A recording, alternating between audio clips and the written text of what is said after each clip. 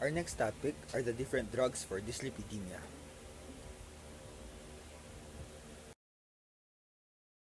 So question, do most of your cholesterol come from outside the body or is it synthesized endogenously? Well, the answer is here.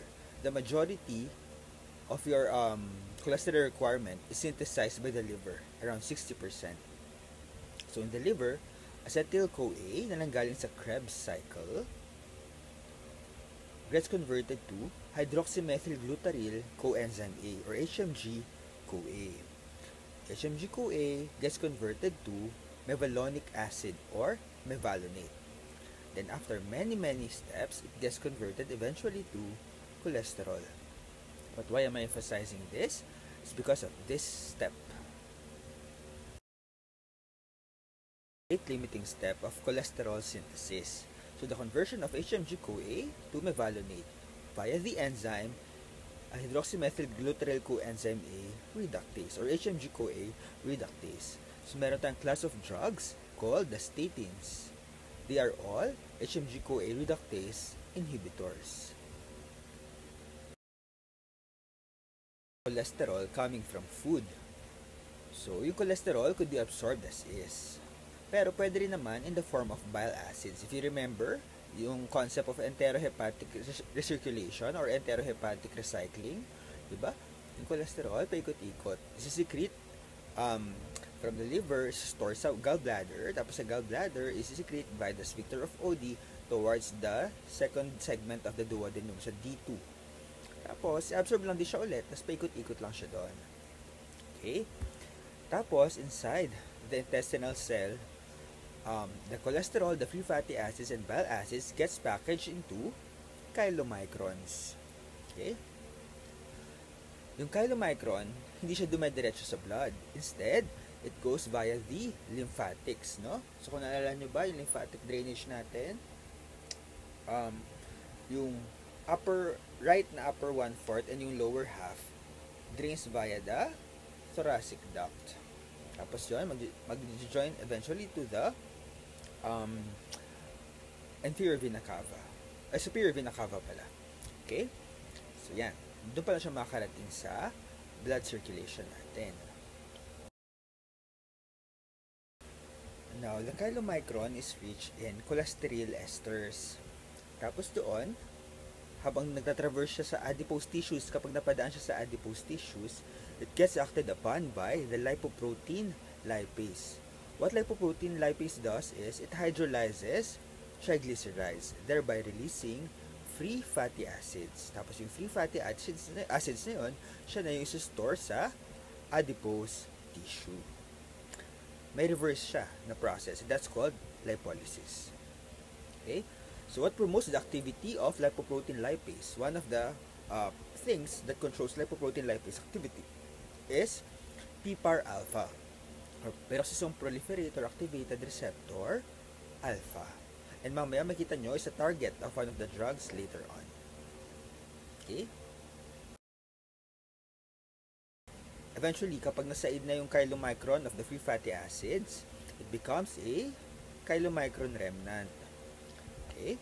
So, the chylomicron remnant gets removed by the liver by binding apolipoprotein E to hepatic LDL receptors. Okay? So, malinaw ba yun? Yung ApoE, siya yung nakakabit doon sa chylomicron remnant. Tapos yung ApoE na yun, didikit sa LDL receptor na nasa liver.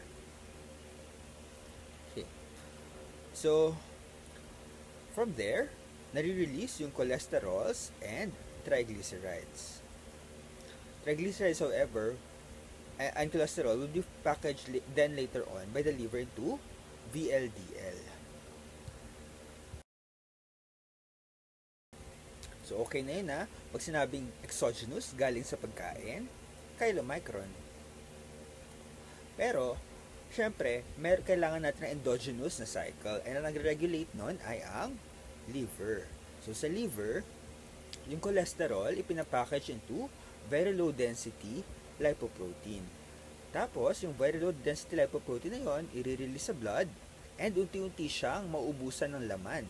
No? Kasi ibibigay niya dun sa peripheral adipose tissue. Okay. So, pag Yung VLDL, nabawasan, magiging IDL or intermediate density lipoprotein. Tapos yung IDL, eventually pag nabawasan, magiging low density lipoprotein. Pag ubus na, yung LDL, magbabind na sa LDL receptor, babalik na sa liver. No? So parang siya yung endogenous cycle, siya yung tagahatid ng baon na fats from the liver to the rest of the periphery. Okay? Right. So yung VLDL is 80% triglyceride and cholesterol. Tapos, yung process by which VLDL becomes IDL and LDL later on, hindi nalalayo sa chylomicron. Kasi nagme-mediate din nun, nung pag-hydrolyze ng triglyceride core is still lipoprotein lipase. Yung lipoprotein lipase, ulitin ko lang, siya yung enzyme na located sa periphery, including the muscle as well as the adipose tissue.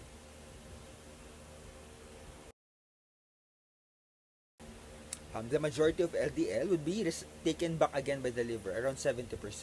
However, merong bad reputation tong LDL. Kaya nga narinig natin siya tinatawag na bad cholesterol. Kasi kapag in excess siya, it leads to the formation of atherosclerotic plaques. No? So yung gilid ng blood vessels, for whatever reason, kunyari magkaroon ng oxidative damage, kaya naman for whatever reason, magkakaroon siya ng fatty streak dyan, ano? Tapos doon, mayroon ng fat deposition as well as inflammation on top of it. Kaya hindi na siya readily reversible. Kaya nga sabi nila, your lifetime risk of cardiovascular diseases is additive. So, parang nag-accumulate lang siya over time. Ang kabaligtaran ng LDL is the high density lipoprotein or HDL. So kung LDL may bad reputation, ang HDL nabansagan namang good cholesterol. Good kasi siya yung tagadala ng cholesterol back to the liver. Okay? Tapos sa liver, pwede siyang gawing part ng bile acid. Tapos pag nag-enterohepatic recirculation, a part of it gets lost na, di ba? So yun, eventually, may lalabas mo siya palabas ng katawan. And, is that process worth memorizing? Of course. Kasi, ang knowledge natin ng pharmacology ay parang isang Christmas tree. No? Nakasabit sila sa knowledge mo ng mechanism or ng physiologic processes. Kung sa ulado mo yung physiologic process, mas madali lang din sa uluhin yung mechanism of action of the different drug classes. So for this particular lecture, yung mga parang Christmas balls na isasabit natin sa ating Christmas tree of knowledge ay itong 6 na to. 6 na drug classes lang. Ezetimibe, bile acid resin, fibrate, niacin, PCSK9, as well as statins. So, yung statins, dun nga siya sa rate-limiting step ng endogenous synthesis of cholesterol. Tapos, di ba, nabanggit natin yung endogenous cycle, pag yung cholesterol galing sa food, papunta sa chylomicron, papunta sa liver. Ang haharang noon is ezetimibe and bile acid resin. Sa level pa lang yun ng intestine. Pero, meron ding nag-work dun na sa level ng lipoprotein lipase. Ano nga ulit nagpo-promote sa activity ng lipoprotein lipase? Di ba, PPAR-alpha? Ang nagpo-promote ng activity ng PPAR-alpha ay isa sa mga bagay na yon ay ang mga fibrates. Next, nabanggit ko na sa inyo, di ba, yung endogenous cycle, from the liver, ipapackage yung fat as VLDL, becoming IDL, becoming LDL. So, para ma-interrupt yung recycling of the LDL, pwedeng ibigay ang PCSK9 inhibitors, no? Okay. Tapos nabanggit ko rin sa inyo yung kabaligtaran ng deposition ng fat, di ba? Lipolysis. Meron din isang drug na nagpo-promote ng lipolysis, and that is niacin. So remember the 6 drug classes, yan ang aralin natin today. Statins, ezetimibe, bile acid resin, fibrates, niacin, and PCSK9 inhibitors. Okay. But para kanino nga ba natin inaaral yung mga gamot na to? Well, of course, ang main purpose talaga ng lipid-lowering drugs is to lower the risk of atherosclerotic cardiovascular disease. So kapag yung wall ng blood vessel na nagkaroon ng fatty deposits, nagkaroon ng inflammation, tapos eventually nabarahan, yun yung iniiwasan natin. So ano ba mga sakit yon? Well, myocardial infarction or heart attack. Nandiyan din yung angina, which is somewhat related to MI, of course. Marami kasi types na angina yan. Aralin na natin sa future. Pero, pag sinabi angina, masakit ang dibdib. Most likely due to ischemia. Next is yung peripheral arterial disease, di ba? PAD or PAOD. Nabarahan, yun namang mga ugat sa paa. Kaya, ang symptom nila, intermittent claudication. No? Sumasakit kapag naglalakad upon exertion. And of course, ang hindi mawawala ang stroke, specifically ischemic stroke kasi 'di ba? Iba pa 'yon sa hemorrhagic stroke. Okay. So, pwede rin siya sa secondary prevention. Yung tipong may sakit ka na, ayaw mo lang lumala. Okay naman sa pwede rin siya prevention na nagkaroon ka ng sakit na yun before, tapos ayaw mo lang na maulit. So, halimbawa, may prior history of MI. Yan, pwede yan diyang ibigay. However, take note na yung mga lipid-lowering drugs, particularly yung statins, ay merong drug-drug interactions. Also, meron silang feared side effects. Specifically, side effects where? Sa muscle and sa liver. For example, meron tayong tinatawag na rhabdomyolysis. Ano ba yun? It's just the breakdown of muscle tissue. But it's dangerous, ha? Sige. Makita naman natin yan sa future slides.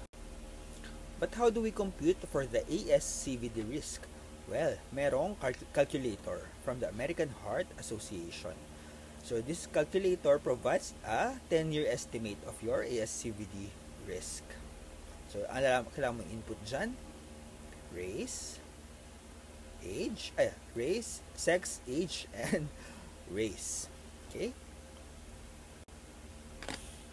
Okay, so this is a sample lab result na maaari ninyo makita. No? So, for young adults, recommended na magkaroon ng lipid profile at least once in your adult life. So, pwede kayo magpa-lipid profile for sure. Lalo na magtrabaho sa inyo noon, of course, may lipid profile na kayo, no? Ang screen doon, yung mga familial hypercholesterolemia, yung mga condition in which tumataas yung various metrics sa lipid profile ninyo. Ano ba yung makita natin sa lipid profile? Well, nandyan yung triglycerides. No? Then yung cholesterol, broken down pa yan further into HDL, LDL, and VLDL. Now, may cutoffs of course, depende rin yan sa age. So, ang lipid-lowering drugs are ginagamit for primary and secondary prevention. Pag sabing primary prevention, wala ka pa nung sakit. Secondary prevention, meron na, pero gusto mo maagapan. Ano nga ba yung levels of prevention? Tingnan natin to. So, meron tayong tinatawag na levels of prevention from primordial up to tertiary. So, sa primordial, wala ka pang sakit. So, dyan pupasok yung individual education, no? Mass education, awareness ng mga healthy lifestyle, mga ganyang bagay. Yung pagtatayo ng mga parks, no, sa community, para yung mga tao hindi na sedentary, pwedeng pumasok dyan. Yung mga Zumba ng mga senior citizen, para mamanatiling active even at the old age, dyan din papasok yon. Next would be primary prevention. So, dyan yung mga health promotion activities. Yung wala pang sakit, pero gusto mo maunahan na. Next dyan, yung secondary prevention. Sa secondary prevention, dyan po pasok yung mga early screening tools. Halimbawa, mammogram for breast cancer. Diba? PSA, prostate specific antigen for prostate cancer. Isama pa yung digital rectal exam. Okay? So, yun. Tapos, lastly, tertiary prevention, yung rehab. Diyan po pasok. Halimbawa, yung mga post-stroke, mga post-MI, that falls under tertiary prevention para hindi na lumala, di ba?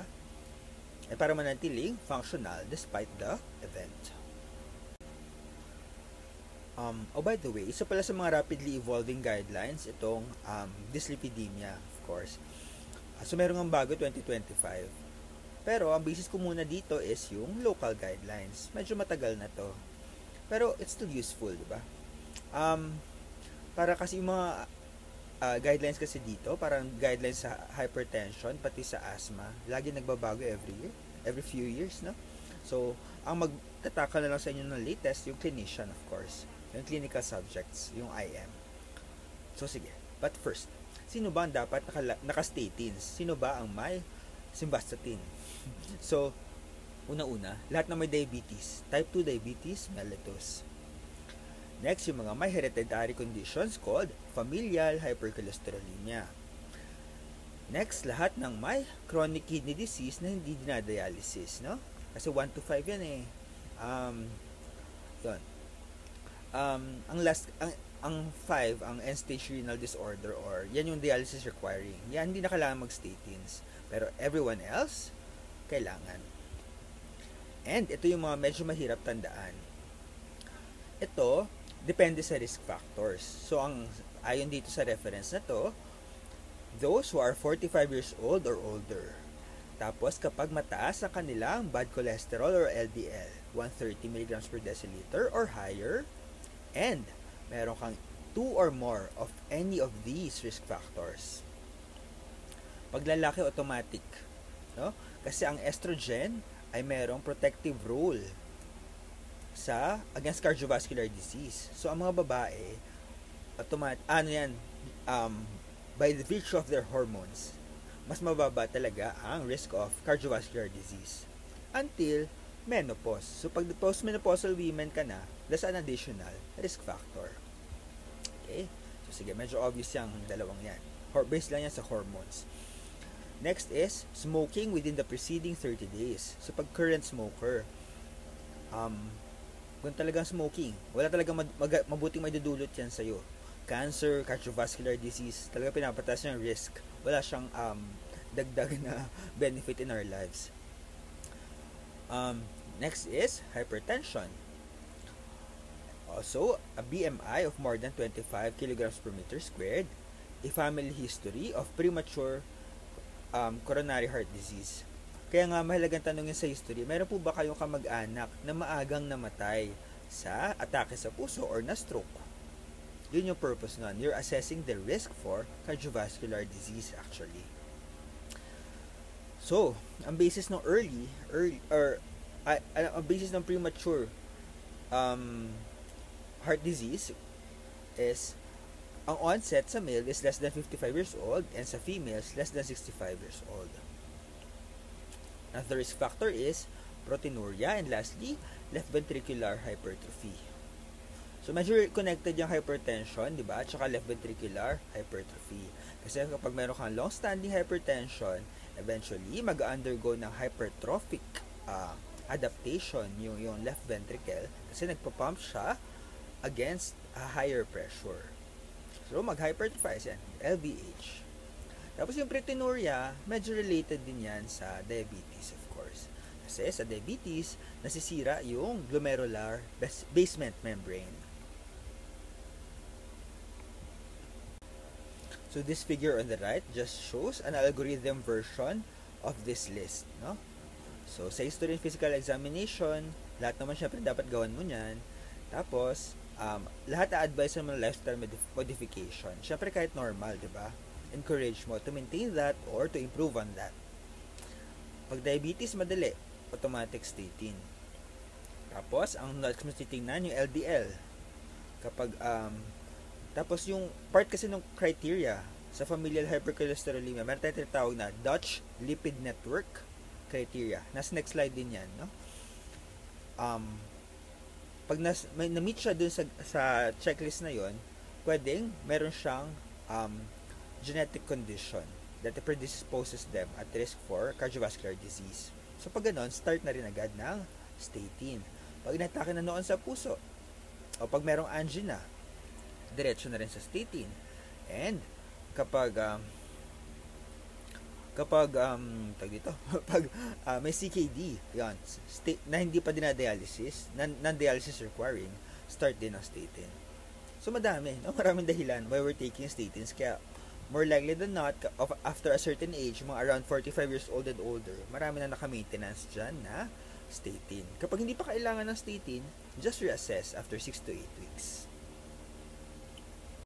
So, ito yung sinasabi ko sa inyo kanina na Dutch Lipid Network criteria. Okay? Okay, ano ba titignan dyan?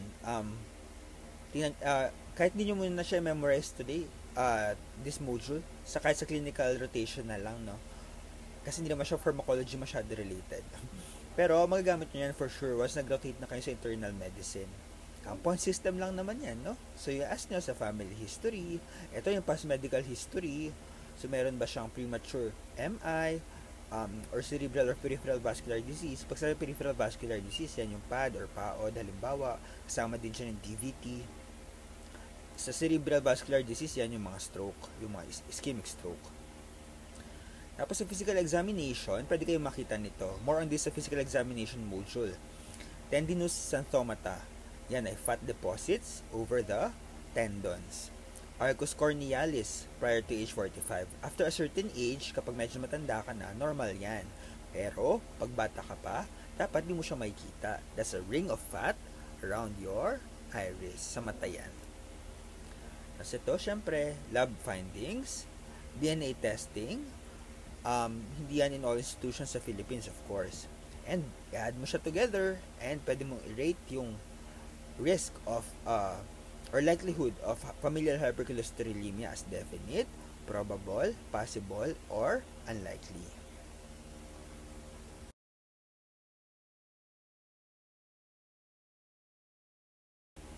But in the first place, ano nga ba ang lifestyle advice dapat na ituro natin sa patients? Well, syempre ano yan, it covers all aspects of life.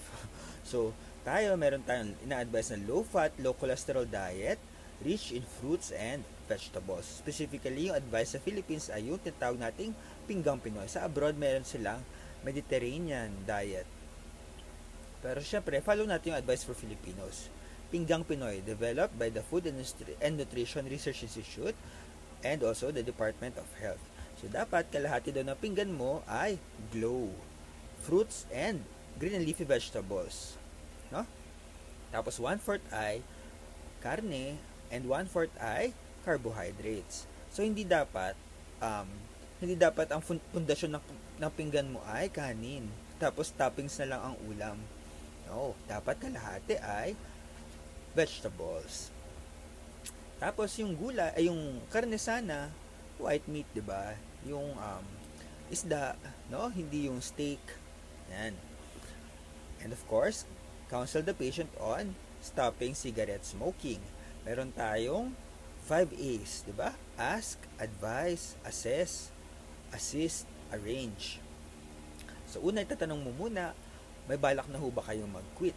No? Pag sinabi niya hindi, ay okay lang yon. Basta, sabihin mo lang na, of course, isaisip nyo lang na masama yan. At eventually, kapag ready na siya, dun siya bibigyan ng actual plans, no? How to quit, what to do. And pwede mag-prescribe kayo syempre ng nicotine replacement therapy. Na-discuss na natin yan pala earlier this sem, diba? Next, syempre iwasan din yung e-cigarette smoking and vaping. Pareho lang yun. Yun yan na nagpapataas ng risk. Tapos, for physical activity, meron tayong guidelines dyan. Ang advice is 150 minutes per week of moderate to high intensity. Paano malalaman yung intensity? Yung intensity, makukuha yan from the percent ng maximal heart rate. Tingnan nyo lang yung guidelines, ano lang yan.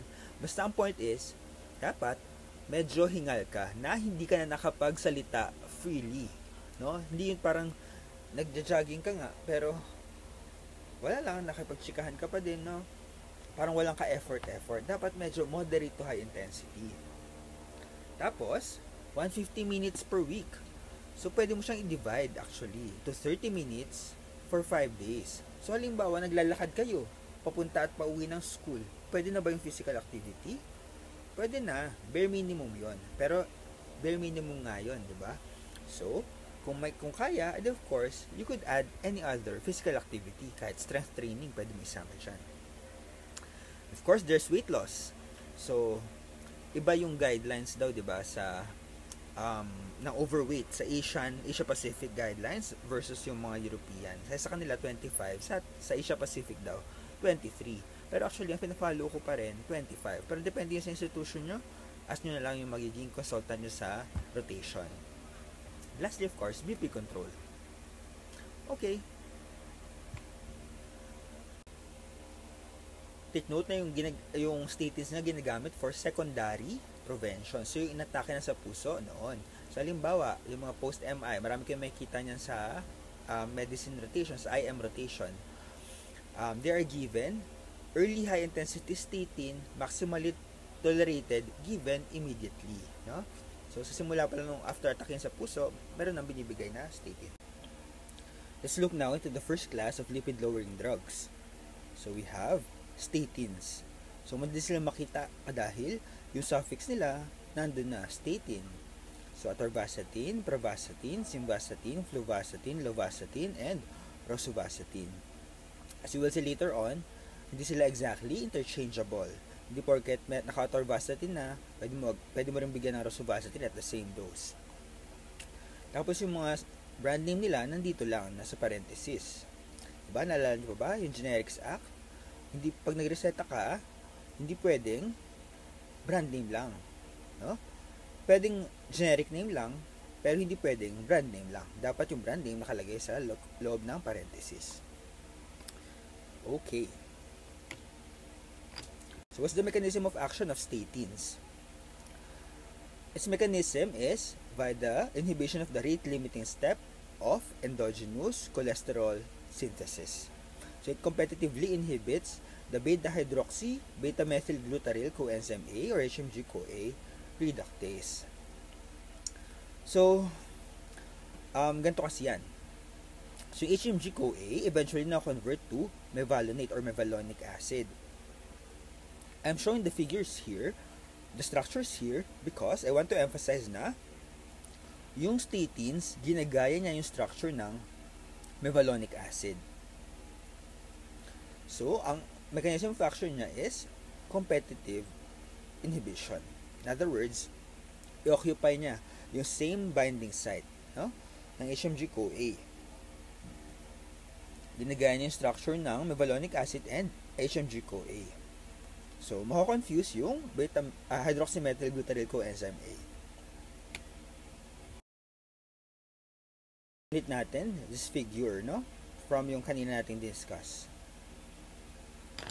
Okay.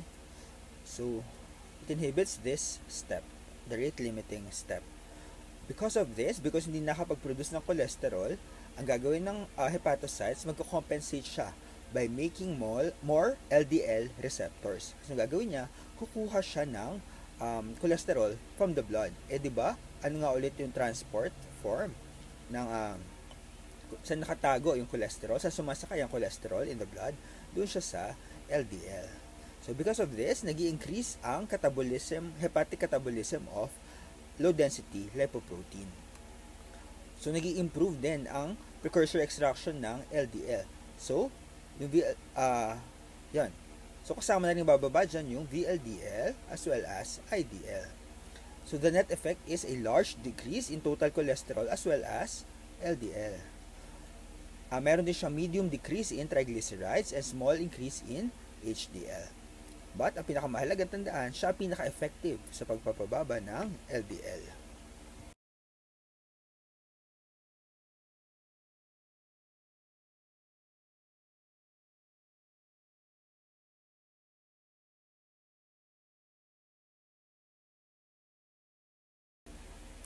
So, let's look now at the pharmacological properties of the specific statins. So, by the way, may familiar ba dito na brand name sa inyo? Siguro kung meron man, ito yung Lipitor, which is atorvastatin, and Crestor, which is rosuvastatin. So, mamaya makita natin yung dahilan kung bakit ba yan yung pinaka-recognizable, yan yung pinaka-nire-resetang mga statins. Let's talk first about the pharmacokinetics of these drugs. Ano nga ulit yung mga processes involved in pharmacokinetics, di ba? You have absorption, distribution, metabolism, and excretion. Sige. Yung metabolism and excretion, pwedeng ipag-combine as elimination, while yung distribution and elimination, pwedeng ipag-combine as disposition. Okay, so let's start first with absorption. Lahat naman ng statins oral iniinom, but iba-iba yung kanilang absorption. Tapos, all of them are absorbed in the active form, which is the beta-hydroxy acid form. Exception lang dalawa, simvastatin and lovastatin, because they are what we call prodrugs. Okay? Tapos kailan ba iniinom ang statins? Umaga ba o gabi? Gabi yan. No? Kaya pag makita nyo yung reseta or yung order ng doktor, ODHS. Once a day at the hour of sleep or ora somni. Latin kasi siya. Why? Bakit gabi siya nireseta o pinapainom? It's because hepatic cholesterol synthesis is maximal between midnight and 2 a.m. Kaya nga, di ba, sinasabi minsan na pinaka nakakataba kapag kumakain ng madaling araw. Although hindi ko lang sure yung accuracy ng statement na yun. Hindi naman ako nutritionist. But still, the maximal hepatic cholesterol synthesis occurs at midnight and 2 a.m. Now, all statins with a half-life of 4 hours or less should be taken at night. Exception lang dyan, dalawa. Atorvastatin and rosuvastatin. Pag sila, dahil mahabang half-life nila, they could be taken anytime. Okay? How about the metabolism? They are engaged in a variety of drug interactions as well because they are metabolized by cytochrome P450 enzymes. Aside from that, they undergo what we call first-pass effect. So, yung first-pass effect, ibig sabihin nun, kapag uminom ka ng gamot orally, yung makakarating sa dugo mo, small fraction na lang. Kasi metabolize muna siya sa iyong liver. Oh, by the way, yung hepatic uptake niya, anong transporter ang involved? It's UTP1B1 or Organic Anion Transporter P1B1. Organic Anion Transporter P1B1. Now, like warfarin, statins are highly protein bound but not as much. No? Kung yung warfarin 99%, yung statins 95% lang. And merong natatanging statins na hindi siya highly protein bound, and that's pravastatin na only 50% protein bound. So mabilis lang yung half-life ng most statins. Exception lang dyan ay itong tatlo. Yung atorvastatin and rosuvastatin matagal, 20 hours. Kaya kahit hindi mo sa gabi inumin. Yung simvastatin naman, 12 hours. So how about the excretion? The excretion hindi sa kidneys ha, siya ay sa liver. Tapos, after i-biotransform yung statins to a more polar form, i-eliminate siya sa feces. So what are the side effects of taking statins? So first of all, yung kanyang contraindication, bawal siya sa buntis, similar to warfarin. 1% of patients tumataas ang liver enzymes. No? But actually, symptomatic hepatitis, yung maninilaw, yung may jaundice, rare naman yun na nangyayari. Tumataas din ang serum creatine kinase for about 5% of patients. But actual symptomatic myopathy, yun talaga ng hina, is rare. Very rare, around 0.1%. Meron din siyang known drug interaction with another lipid-lowering agent, which is gemfibrozil. Pag pinagsabay sila, tataas yung risk mo of myopathy. Okay? Why? Bakit kaya siya may drug interaction? It's because of this. Because gemfibrozil inhibits the uptake of acid hydroxyforms and interferes with transformation. In other words, pinapataas niya yung levels of statins kasi hindi siya nade-degrade agad. Okay, naalala niyo ba yung rule ko dito sa pharmacology? Don't memorize dosages unless stated otherwise. So, ito na yung otherwise. Because dito, important to take note alin ang high intensity, moderate intensity, as well as low intensity. Okay? Ang pinaka-important lang naman dyan, to be honest, ay itong high intensity. Kasi yun yung binibigay post-MI, di ba? Maximal dose of high intensity statin immediately given. So, makita nyo dito, sila rin yung dalawang longest yung half-life, yung mga more than 20 hours, di ba? Atorvastatin, as well as rosuvastatin. Atorvastatin specifically 40 to 80 milligrams and rosuvastatin 20 to 40 milligrams. And yun na nga rin yung dahilan kung bakit yan yung mga pinakanaririnig ninyong statins sa mga pasyente, because they are the high-intensity statins. Kapag ang goal mo is to lower the LDL cholesterol more than half or 50% or higher, then that's what you should prescribe. That's it for the statins. Let's move on now to the next class of drugs, yung mga nag-work sa level ng intestine.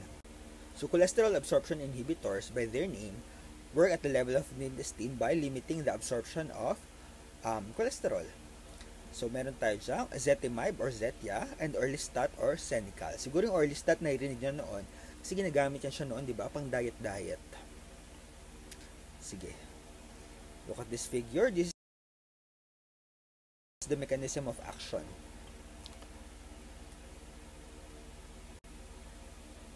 So, ezetimibe works by targeting the Niemann-Pick C1-like 1 protein or NPC1L1 protein. Yun yung transporter na nag-absorb ng cholesterol sa jejunal enterocytes.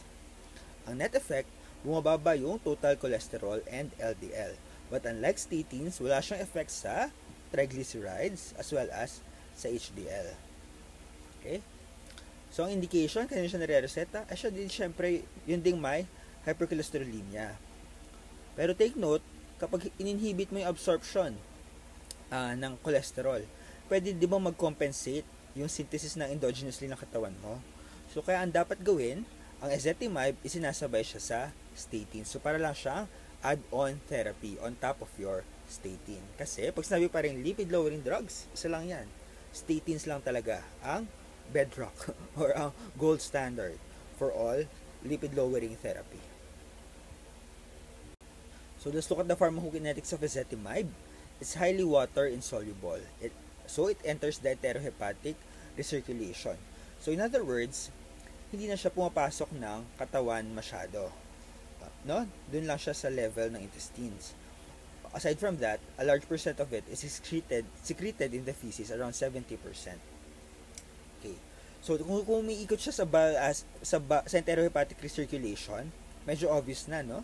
Na bile acid sequestrants na mang-interrupt sa cycling ng bile acids mo could also inhibit their absorption. So, sino pa yung narestahan na ezetimibe? So, nabanggit na natin to, second bullet. Add-on kapag yung LDL is still not within target kahit maximally tolerated high-intensity statin therapy na binibigay mo. No? So, pandagdag siya. Especially those with documented acute coronary syndromes, no? Okay. So, kapag halimbawang may side effects din, yung natitik ng statin, pwede mong bigyan ng ezetimibe, yung matatawag nating statin intolerant patients. Okay. What are the side effects of ezetimibe? When given with the statin, it has a slightly increased risk of transaminitis. Pwede tumaas yung liver enzymes mo. And weirdly, for some unknown reason, tumataas din ang risk of upper respiratory tract infections. The next drug is Orlistat or Senical. Ito naman, yung action niya is completely within the lumen of the gut. No?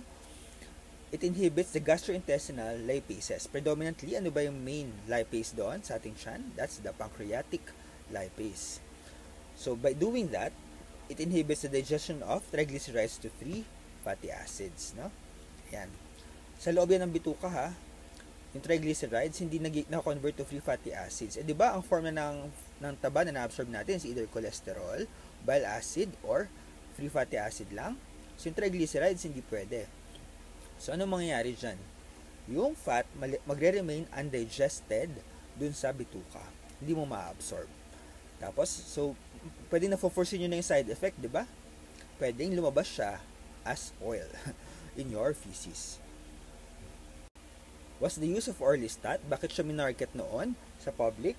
It's because it could be used to treat obesity not responsive to lifestyle medications. It lowers serum LDL independent of weight loss alone. So, kahit hindi ka mangayayat, hindi ka mamayat, pwedeng mapababa niya yung LDL mo.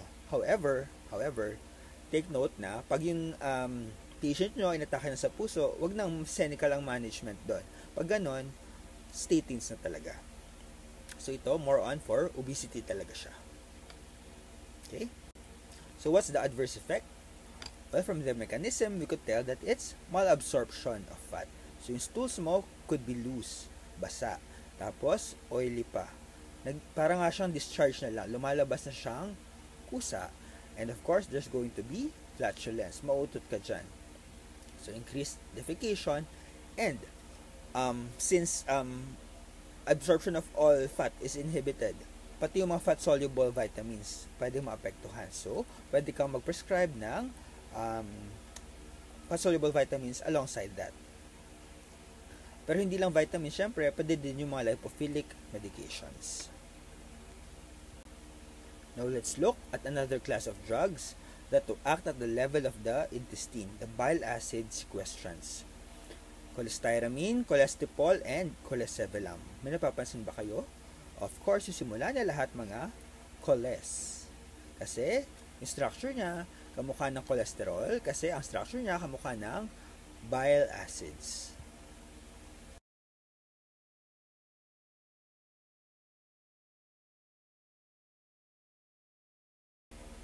So, what's the structure of bile acid sequestrants? They are large, non-absorbable, polymer cationic resins. No?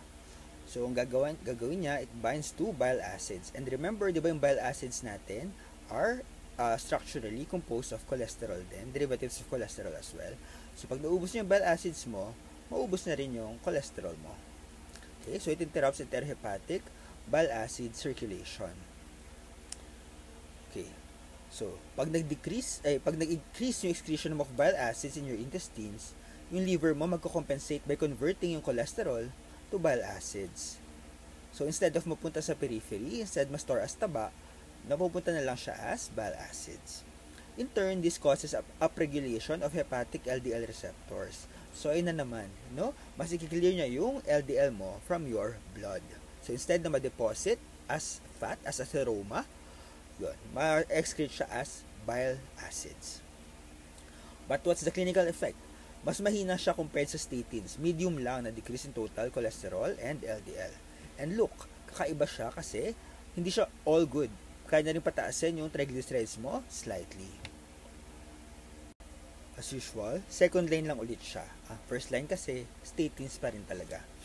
Okay? Okay, so what are some adverse effects? Ang problem with these bile acid sequestrants, mahirap siya actually inumin.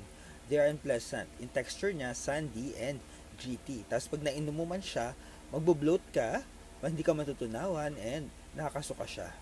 Pwede ka rin ma-constipate. And actually, at very high doses, pwedeng similar din to orlistat. Pwede ka na mag-steatoria. No? Yan ay fatty stool. No? Itsura niya, pwedeng maging oily-oily. Yan. Siyempre, like Senecal, pwede ka rin magka-deficiency of lipid-soluble vitamins. So, ang advice, para hindi siya mag-interact, you should avoid taking it with other drugs. No? So, di ba pag sa pharmacology, kapag bawal pagsabay yung dalawang gamot, ang way na ipaghiwalayan sila ay, so, kunwari ito yung bile acid sequestrant, kunwari cholestyramine. No? Tapos yung drug mo, yung gamot mo, alam mo mag-interact with that. You could take it 1 hour before or 2 hours after. Now, let's move on to the next class of drugs, or specifically next drug. Kasi, isa lang naman siya, which is niacin. Niacin or vitamin B3. Kasi naalala pa ba ni Monique natin sa V vitamins? Di ba ano siya? Tarana, Pico. No? So, thiamine, riboflavin, niacin, pantothenate, pyridoxine, and cobalamin. Pyridoxine, pantothenate, and cobalamin. Niacin is also known as nicotinic acid. It functions as a vitamin only after conversion to nicotinamide adenine dinucleotide or nicotinamide adenine dinucleotide phosphate, NAD or NADP. So, by the way, kapag wala kang niacin, pwede bang vitamin B complex na lang instead?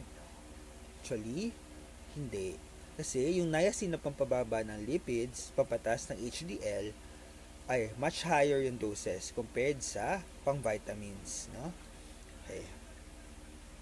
Also, niacin gets converted into the body to nicotinamide. So, pag na-convert na siya doon, wala nang effect sa cholesterol. So, kaya kailangan mataas yung ibigay.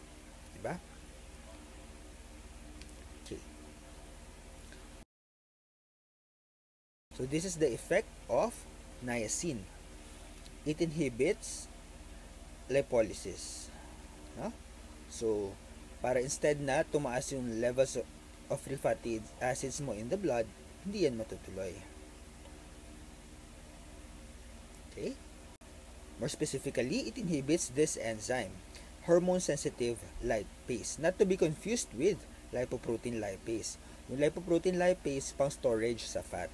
Yung hormone-sensitive lipase, pang lipolysis. Okay? So, mangyari, bababa yung lipolysis of triglycerides, bababa yung free fatty acids na papunta ng liver. So, bababa rin yung liver synthesis of triglycerides. Okay? So, ang net effect, bababa yung iyong VLDL. Kasi remember, di ba? Yan yung endogenous cycle. No? Sige. So, eventually, bababa rin ang iyong LDL. In contrast, kung bababa yung activity ng hormone-sensitive lipase, yung peripheral lipoprotein lipase, tataas. Ano nga ulit yung ginagawa ng lipoprotein lipase? Di ba siya nagko-convert ng VLDL to IDL to LDL? In the process, releasing free fatty acids to the peripheral tissues. Okay?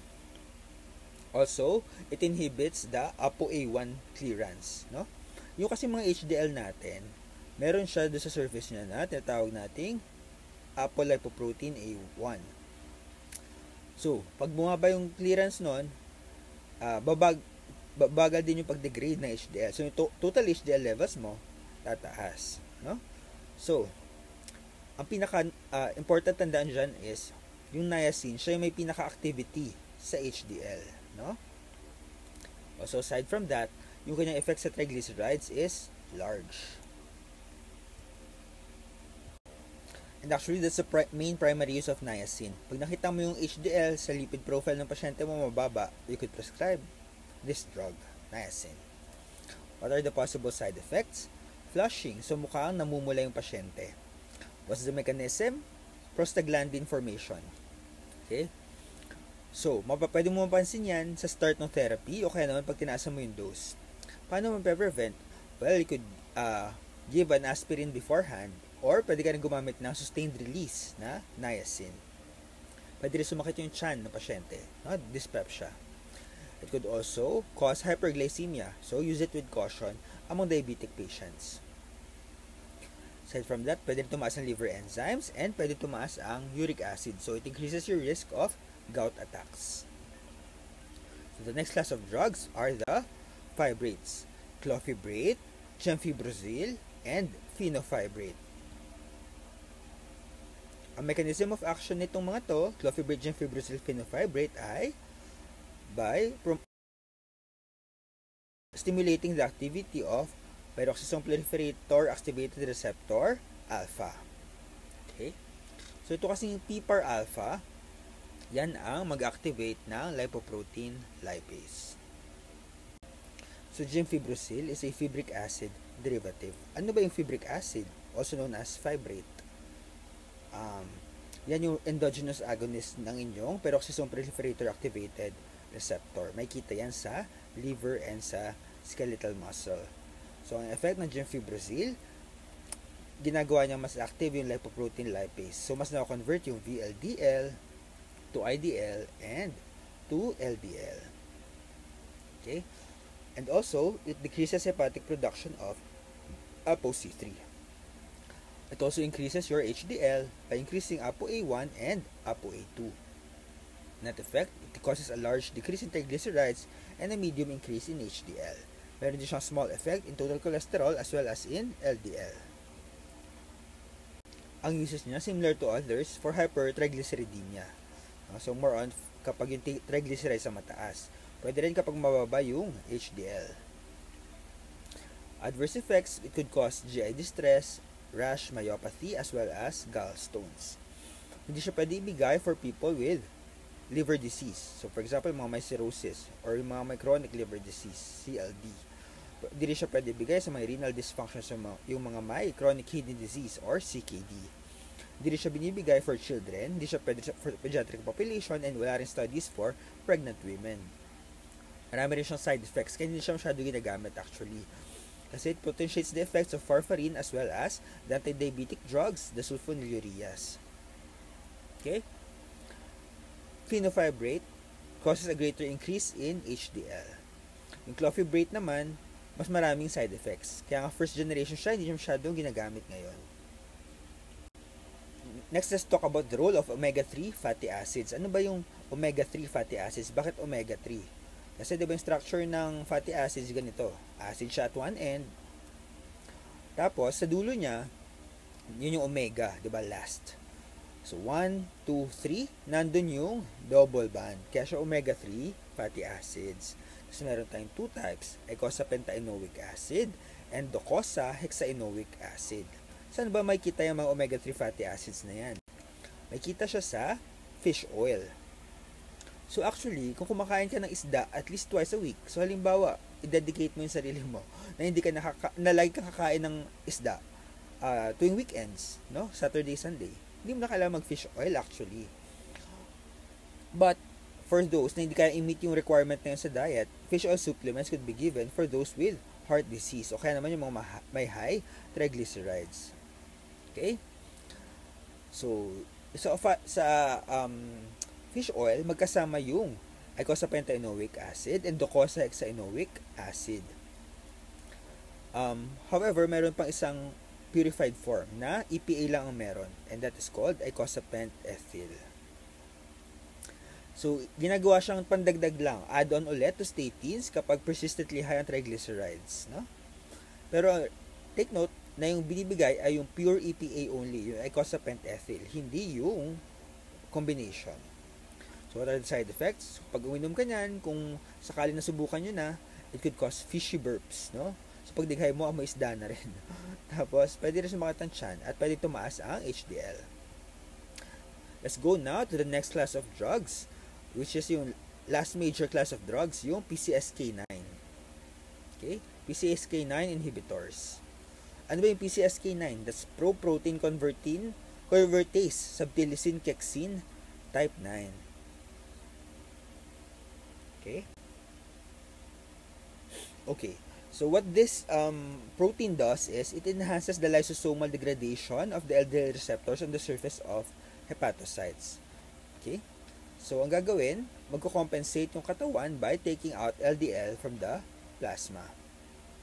Tapos mga kakaibang drugs itong mga to kasi they are products of biotech. No? Halimbawa, itong alirocumab at evolocumab, from the name itself, means humanized. MAB means monoclonal antibodies. So these are antibodies that bind PCSK9, similar sa antibodies ng tao, except particularly engineered not to target PCSK9. Aside from that, kung yan ay protein, ang inclisiran ay nucleic acid, specifically small interfering ribonucleic acid or SIRNA. No? Madaling tandaan kasi, SIRNA sounds like inclisiran. Okay?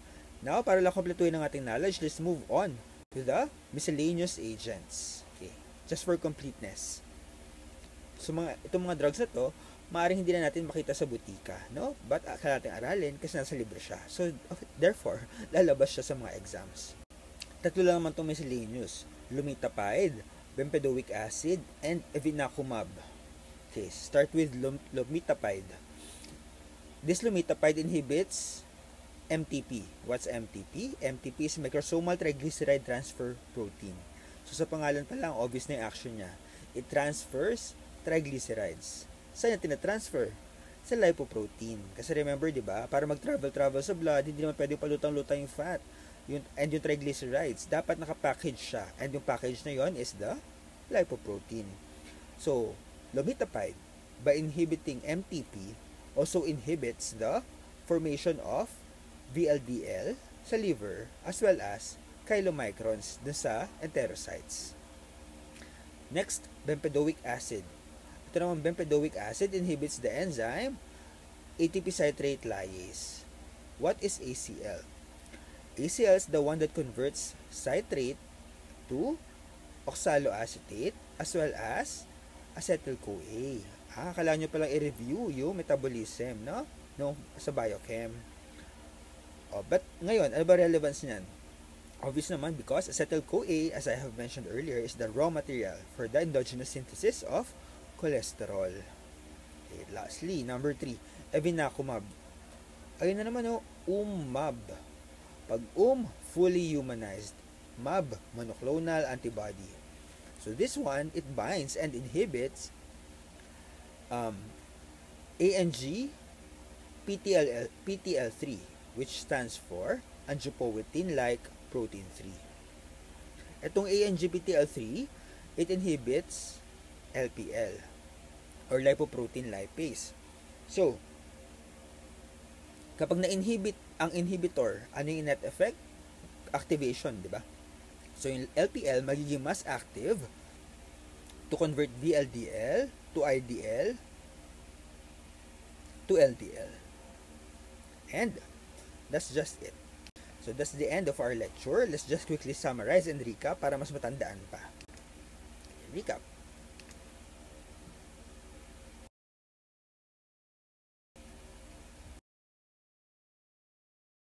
So, recap. The majority of cholesterol is endogenously synthesized here in the liver. Ang raw material, acetyl-CoA. But the rate-limiting step is the conversion of hydroxymethylbutyryl coenzyme A to mevalonic acid using the enzyme HMG-CoA reductase. Ano nga ulit nag-inhibit dyan? Statins, ang gold standard na lipid-lowering agents. Halaga matutunan, especially yung mga high-intensity statins. No? Okay, next. So, yung statins, yung cholesterol pala na nanggaling sa food, kailangan ma-absorb sa enterocytes. No? And, yung na-absorb na form ay cholesterol, free fatty acids, and bile acids. So, triglycerides, hindi. Kailangan siyang ma-breakdown muna. Tapos, yung chylomicron, dadaan sa lymphatics by the thoracic duct. Yan. Tapos, pero habang dumadaan siya sa periphery, unti-unti siya binabawasan ng laman na triglycerides by the lipoprotein lipase. Yes. Tapos yung lipoprotein lipase activity, pinapromote ng peroxisome proliferator activated receptor alpha. Okay. Tapos yung chylomicron, pag naubos na yung laman niya, chylomicron remnant na lang siya. Tapos ma-absorb siya ulit, ay kukunin siya ng liver. Okay. That's for the exogenous metabolism para makarating sa liver. Next. Meron ka ding endogenous cycle or metabolism, no? So, yung liver mo, pag gusto magpadala ng fats to the periphery, gagawa siya ng VLDL. Yung VLDL sa blood, i-act upon by LPL as well.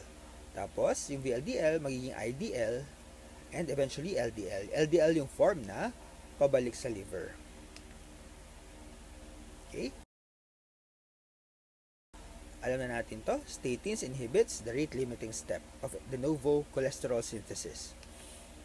In contrast, yung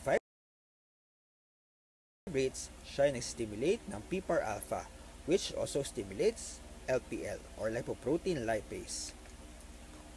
Niacin, on the other hand, inhibits lipolysis, kaya eventually napapababa niya yung levels of fat in the bloodstream. Sa level ng intestine, you have ezetimibe as well as the other class of drugs, bile acid resins. No? And this figure just summarizes